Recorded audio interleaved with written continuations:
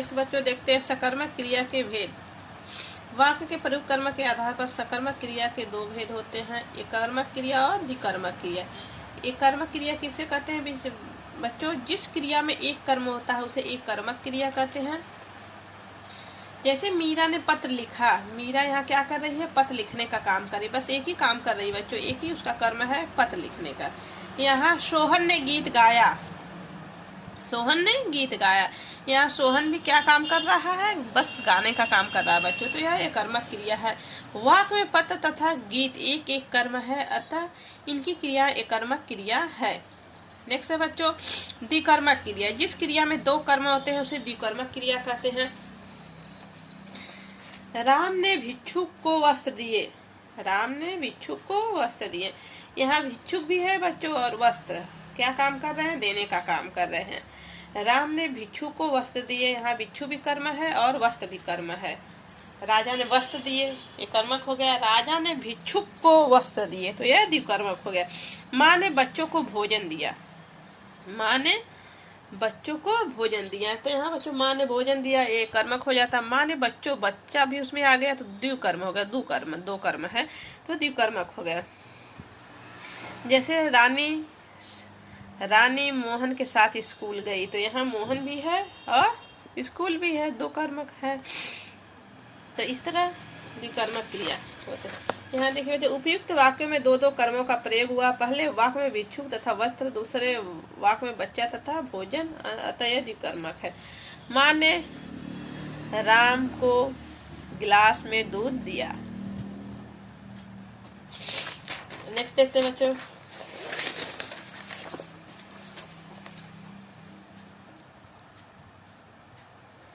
फिर है ध्यान दीजिए, क्रिया के पूर्व क्या अथवा किसको लगाकर प्रश्न करने से यदि उत्तर निकलता है तो वह क्रिया सकर्मक होती है, यदि कोई उत्तर नहीं निकलता है तो अकर्मक होती है बच्चों। सकर्मक और अकर्मक क्रिया की एक ये भी पहचान होती है बच्चों, पहचान करने की कि हम कैसे पहचान सकते हैं कि अकर्मक की सकर्मक।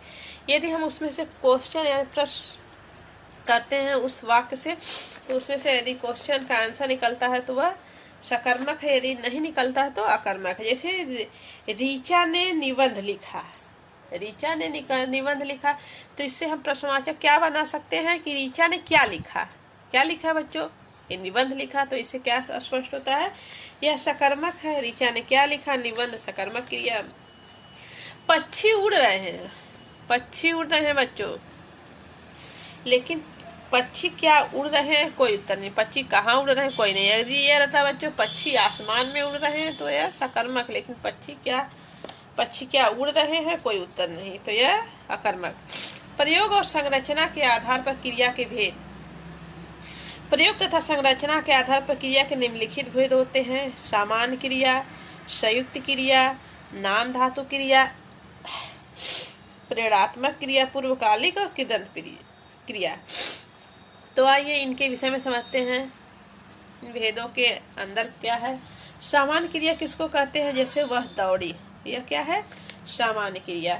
सार्थक हंसा, यह भी सामान्य क्रिया है। जब वाक्य में केवल एक ही क्रिया प्रयुक्त होती है तो उसे सामान्य क्रिया कहता है। एक ही क्रिया में बच्चों बस दौड़ने का काम और हंसने का काम। उसने खाया, वह गया, पिताजी आए, राधा नाची, है सामान्य क्रिया। संयुक्त क्रिया है, जब एक संयुक्त में मतलब होता है बच्चों जोड़, यानी एक के साथ एक जुड़ा होता है तो वहाँ संयुक्त होता है।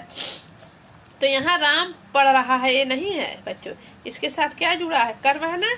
राम पुस्तक पढ़ रहा है, उसने गिलास उसने तोड़ डाला, उसने तोड़ डाला, क्या तोड़ डाला? उसने गिलास तोड़ डाला।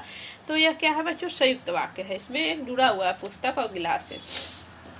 यहाँ पर तोड़ मूल क्रिया है, रहा रही डालक सहायक क्रिया है। जब वाक्य में एक से अधिक क्रियाओं का प्रयोग होता है तो ऐसी क्रियाओं को संयुक्त क्रिया कहते हैं। तो ऐसी क्रियाओं को बच्चों संयुक्त क्रिया कहते हैं। वर्ब में क्रिया होता है ना। नाम धातु क्रिया, घोड़ा दौड़ रहा है, मैं जा रहा हूँ, मैं कहाँ जा रहा हूँ? घर।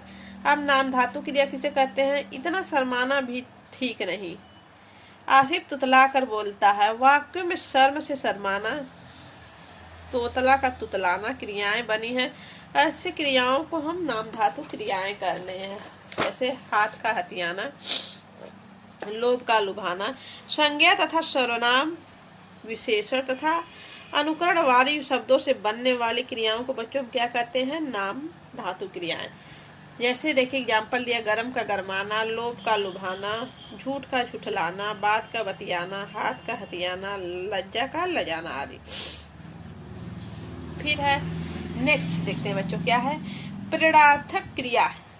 प्रेरणार्थक क्रिया जैसा कि नाम से यह स्पष्ट बच्चों, किसी को प्रेरणा देकर किसी से काम को करवाना। तो यहाँ देखिए ठेकेदार मजदूर से काम करवाता है, यानी एक काम को किसी दूसरे से सहायता से करवाना क्या होता है? प्रेरणात्मक क्रिया होता है। रहीम चाचा दिनेश से पत्र लिखवाते हैं, है ना बच्चों? दूसरे से रहीम जो क्या है, रहीम चाचा जो है दूसरे से अपने रहीम दिनेश से पत्र लिखवाते हैं। ठेकेदार जो मजदूर से काम करवाते हैं। यहाँ करवाना तथा लिखवाना क्रियाएं हैं जो मजदूर तथा दिनेश द्वारा की जा रही है, परंतु इन क्रियाओं को करने की प्रेरणा उन्हें ठेकेदार और रहीम चाचा से मिल रही है। यानी किसी की प्रेरणा स्वरूप, किसी के सहारे हम जो काम करते हैं उसे प्रेरणात्मक क्रिया कहते हैं। जब कर्ता स्वयं कार्य न करके किसी और कार्य के लिए प्रेरित करता है तो उसे प्रेरणात्मक क्रिया कहते हैं। कर्ता सब्जेक्ट कहते हैं इसको इंग्लिश में बच्चों। सब्जेक्ट जो कर्ता होता है वह स्वयं काम करके नहीं, किसी और से जब करता है तो उसे प्रेरणात्मक क्रिया कहते हैं। देख देते हैं बच्चों, प्रेरणात्मक क्रिया के दो रूप होते हैं। प्रथम प्रेरणात्मक, जब कर्ता खुद को कार्य करने की प्रेरणा देता है तो वह प्रथम प्रेरणात्मक क्रिया होती है। जैसे एग्जाम्पल देखिए बच्चों, माँ बच्चे को भोजन खिलाती है। यह अपना प्रथम प्रेरणात्मक वो होता है बच्चों जो दूसरों से करता जो होता है, दूसरों से नहीं करवाने के बजाय किसी दूसरे से बल्कि अपने खुद करता है तो उसे प्रथम प्रेरणात्मक क्रिया कहते हैं। जैसे माँ बच्चे को भोजन खिला रही है, ये नहीं कि माँ सोहन से बच्चे को भोजन खिलवा रही है, माँ अपनी बच्ची से बच्चे को भोजन खिलवा रही है। द्वितीय प्रेरणात्मक, जब कर्ता किसी और को कार्य करने की प्रेरणा देता है तो उसे हम द्वितीय प्रेरणार्थक क्रिया कहते हैं। जैसे माँ आया से बच्चे को खाना खिलाती है। यहाँ प्रथम में जो होता है स्वयं करती है, और द्वितीय में देखो बच्चों यहाँ वह अपने न करके किसी आया यानी दाई आंटी लोग से काम करवाती है। माँ आया से बच्चे को खाना खिलवाती है, तो यह द्वितीय प्रेरणात्मक क्रियाओं की रचना। मूल क्रिया प्रथम और द्वितीय। खाना जो है मूल क्रिया बच्चों, इससे प्रथम बनता है, द्वितीय। खाना खिलाना खिलवाना, पीना पिलाना पिलवाना, पढ़ना पढ़ाना पढ़वाना, हंसना हंसाना हंसवाना, धोना धुलाना धुलवाना।